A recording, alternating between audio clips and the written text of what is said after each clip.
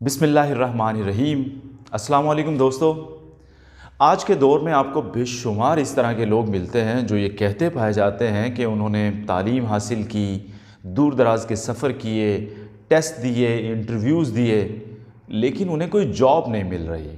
یا جاب ملتی ہے تو جو ان کا معیار ہے اس معیار کی جاب نوکری انہیں نہیں ملتی۔ اور میرے دوستو، آج ہی کے دور میں اس طرح کے لوگ بھی ہیں جو یہ کہتے پائے جاتے ہیں کہ ان کے پاس جابز ہیں لوگوں کو دینے کے لیے، لیکن انہیں سوٹیبل کینڈیڈیٹس نہیں مل رہے۔ یعنی جاب لینے والے لوگ بھی بے شمار ہیں جن کو جاب کی تلاش ہے لیکن انہیں جاب نہیں مل رہی، اور کارپوریٹ سیکٹر میں ایسے بھی لوگ موجود ہیں جن کے پاس لوگوں کو دینے کے لیے جابز ہیں لیکن انہیں سوٹیبل کینڈیڈیٹ نہیں مل رہے۔ وہ بہترین تنخواہ پر لوگوں کو تلاش کرتے ہیں لیکن انہیں سوٹیبل لوگ نہیں ملتے۔ یہ جو خلیج ہے جاب لینے والوں کے درمیان اور جاب دینے والوں کے درمیان، اس کو سمجھنا بہت ضروری ہے۔ جب تک ہمارا کینڈیڈیٹ، جاب حاصل کرنے والا نوجوان یا شخص، وہ جاب دینے والے کی نفسیات کو نہیں سمجھے گا، تب تک اس کو جاب حاصل نہیں کر سکے گا، اسے جاب نہیں ملے گی۔ وہ جتنی مرضی کوشش کر لے، وہ جو مرضی پہن کے آ جائے، اس کو جاب نہیں ملے گی، کیونکہ جب تک وہ اس کی نفسیات کو نہیں سمجھے گا کہ وہ کس طرح کا آدمی چاہتا ہے، اس کی سوچ کیا ہے، وہ اپنی کمپنی کے لیے کیسا ایک بیسٹ سوٹیبل آدمی چاہیے اس کو، جب تک اسے یہ سمجھ نہیں آئے گی تو اسے کیسے وہ جاب دے گا۔ ہمارے نوجوانوں کی ایک بہت بڑی خامی یہ ہے کہ وہ جاب لینے کے لیے جب بھی کہیں جاتے ہیں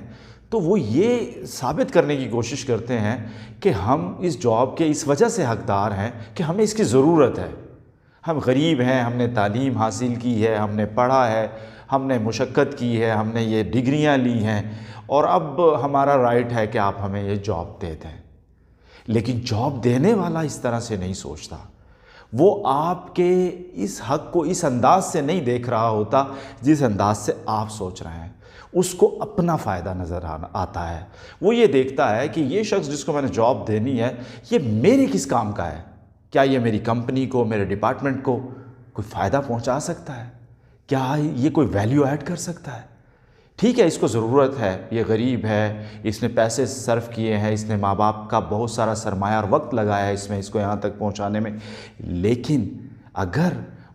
اس کینڈیڈیٹ کے اندر وہ کوالٹیز، وہ کیپیبلٹیز موجود نہیں ہیں تو بے شک اس نے جتنی لمبی مشقت کے بعد بھی وہ یہاں پہنچا ہے، وہ اس کو جاب نہیں دے گا۔ تو میرے دوستو، ہمارے جو لوگ ہیں، ہمارے نوجوان ہیں، انہیں یہ سمجھنا چاہیے کہ ہم کن بنیادوں پہ آگے بڑھیں، اپنی شخصیت کی تعمیر کن بنیادوں پہ استوار کریں کہ جس کے بعد ہمیں جاب ملے، ہمیں کام ملے، اور ہم اس معاشرے کے ایک ایسے رکن بنیں جس کی معاشرے کو ضرورت ہو۔ ایسا نہ ہو کہ ہم اپنی ڈگریاں اٹھائے لوگوں کے در پہ جا رہے ہوں، اور فیکٹریوں میں اور مختلف قسم کی فرمز کے اندر، دفاتر کے اندر دھکے کھا رہے ہوں، اور کوئی ہمیں گھاس نہ ڈالے، کوئی ہمیں جاب نہ دے۔ تو یہ سوچنے کا مقام ہے ہمارے لیے، ہمارے نوجوانوں کے لیے، کہ آخر ایسا کیوں ہوتا ہے، ایسا ہونے کی وجہ کیا ہے۔ اس کی وجہ صرف یہ ہے کہ صرف ہم اپنے آپ کو دیکھ رہے ہوتے ہیں کہ ہمیں جاب ڈیزرو کرتی ہے، ہمیں اشد ضرورت ہے جاب کی۔ بھئی، جہاں آپ کو جاب کی ضرورت ہے، وہیں جہاں آپ جاب لینے جا رہے ہیں، شاید انہیں آپ سے بھی زیادہ ضرورت ہے جاب کے دینے کی، کیونکہ ان کا کام بھی لوگوں کے بنا نہیں چلتا۔ تو انہیں بیسٹ لوگ چاہیے، انہیں بہترین آدمی چاہیے، انہیں شاندار آدمی چاہیے، انہیں وہ لوگ چاہیے جو ان کی کمپنی کو، ان کے محکمے کو، ان کے ڈپارٹمنٹ کو، ان کی فیکٹری کو، ان کے ادارے کو ایسے اوپر کی طرف اٹھائیں اور اسے ترقی کی منازل کو طے کروائیں۔ ایسے لوگ نہیں چاہیے جو یہ کہیں کہ مجھے بس جاب دے دیں، مجھے ضرورت ہے، اور مظلومیت کا لبادہ اوڑھ کے ان کے سامنے آ کر بیٹھ جائیں۔ نہیں، جب تک وہ شخص یہ محسوس نہیں کرے گا، جاب دینے والا، کہ اس کو آپ کی ضرورت ہے اور اس شخص کو لیے بنا میرا چارہ نہیں ہے، اور اگر یہ شخص میرے ڈپارٹمنٹ میں آ جائے تو یہ 4 چاند لگ جائیں گے، یہ بہت بہترین اور سوٹیبل انسان ہے، اس کو جاب دینے سے ہمارا فائدہ ہے، تب وہ آپ کو جاب دے گا۔ تو میرے دوستو، اس ویڈیو کے اندر ہم ان کچھ خاص قسم کی کیپیبلٹیز کا ذکر کریں گے، ان خاص صلاحیتوں کا اور سافٹ سکلز کا ذکر کریں گے جن کی وجہ سے کسی بھی شخص کی مجبوری بن جائے گی کہ وہ آپ کو جاب دے، اگر اس کے پاس جاب ہے تو۔ سب سے پہلی چیز ہے پیشن۔ اگر آپ پیشنیٹ ہیں، پرجوش ہیں، ہمت، جوش اور جذبہ دکھاتے ہیں اس شخص کو کام کرنے کا، آگے بڑھنے کا، تو وہ شخص آپ کو ویلکم کرے گا، آپ کو جاب ملے گی، کیونکہ آپ میں آگے بڑھنے کا جذبہ ہے، جوش ہے، آپ کی باڈی لینگویج، آپ کا پوسچر، آپ کا جیسچر، آپ کا آئی کانٹیکٹ، آپ کی وربل نان وربل کمیونیکیشن یہ بتا رہی ہے کہ بس اس شخص کو کوئی موقع ملنے کی ضرورت ہے، اور جب اس کو موقع مل گیا یہ دن دوگنی رات چوگنی ترقی خود بھی کرے گا، اور جس جگہ یہ بیٹھا ہوگا، جس ادارے میں یہ موجود ہوگا، اس کو بھی یہ ترقی کی منازل طے کروائے گا۔ تو آپ کا ایمبیشس ہونا، آپ کا پرجوش ہونا، آپ کا جستجو والا شخص ہونا آپ کے جاب دلوانے کے لیے کلیدی کردار ادا کرتا ہے۔ دوسری چیز جو بڑی امپورٹنٹ ہے وہ یہ کہ آپ کے اندر ایک ڈیزائر ہونی چاہیے لرن کرنے کی، کیونکہ انسان عقل کل نہیں ہے، انسان کے پاس سارا کا سارا علم ایک دفعہ اکٹھا نہیں ہوتا، لیکن انسان کی ایک پازیٹیو ہیبٹ یہ ہے کہ وہ لرن کرتا ہے، وہ لرن کرنے کی کوشش کرتا ہے۔ جس کے اندر یہ صلاحیت زیادہ ہے، یہ شوق زیادہ ہے کہ میں جلد از جلد چیزوں کو لرن کروں، جلد از جلد چیزوں کو سیکھوں اور زیادہ تیزی کے ساتھ گروم کروں، آگے بڑھوں، تو یہ چیز اسے بہت جلدی آگے لے کر جاتی ہے۔ تو کسی بھی شخص کے اندر ان چیزوں کا ہونا کہ میں جلد از جلد لرن کروں اور جلد از جلد چیزوں کو سیکھوں اور سپیڈ کے ساتھ آگے بڑھوں، یہ بھی کسی بھی انسان کی مدد کرتی ہے کہ اس کو لوگ پسند کرتے ہیں، اس کو جاب دینا پسند کرتے ہیں، اس کو کوئی کام دینا پسند کرتے ہیں، اس کو کسی سسٹم کا حصہ بنانا پسند کرتے ہیں۔ لیکن وہ شخص جو لرن نہیں کرنا چاہتا،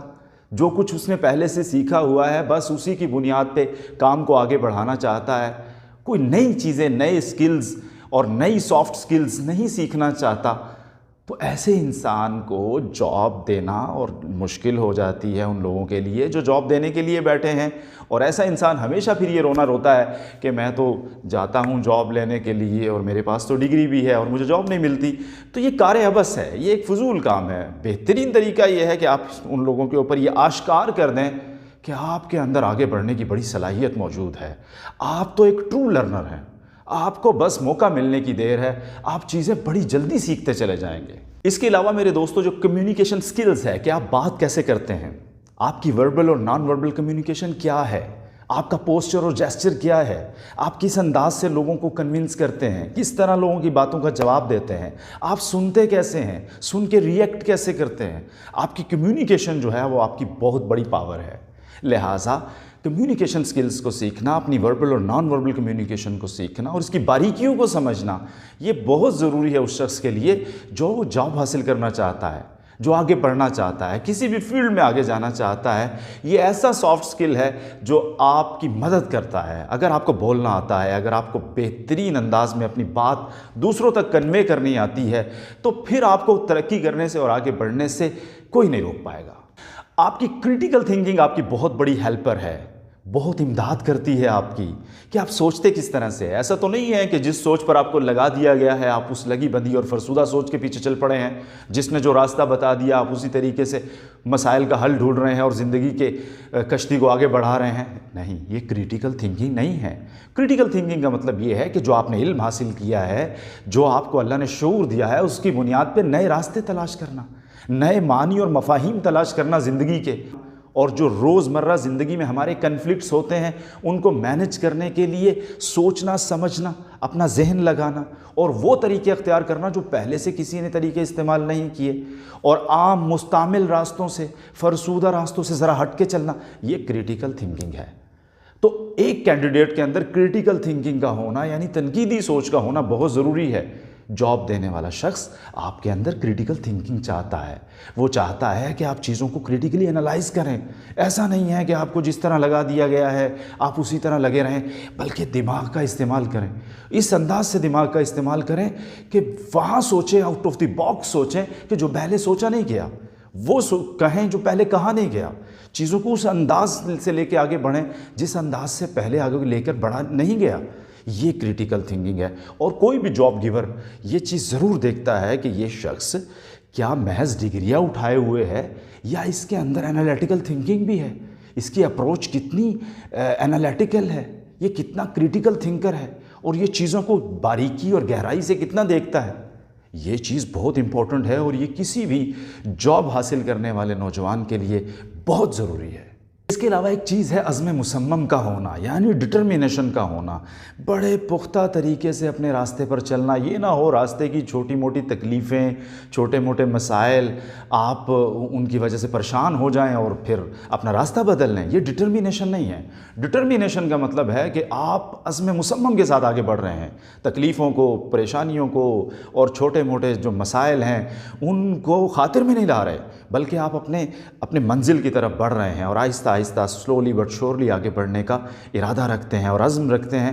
یہ ڈٹرمینیشن ہے۔ کوئی بھی جاب گیور ایک ڈٹرمنڈ آدمی کو پسند کرتا ہے۔ ہر بڑا آدمی جو چاہتا ہے کہ میرے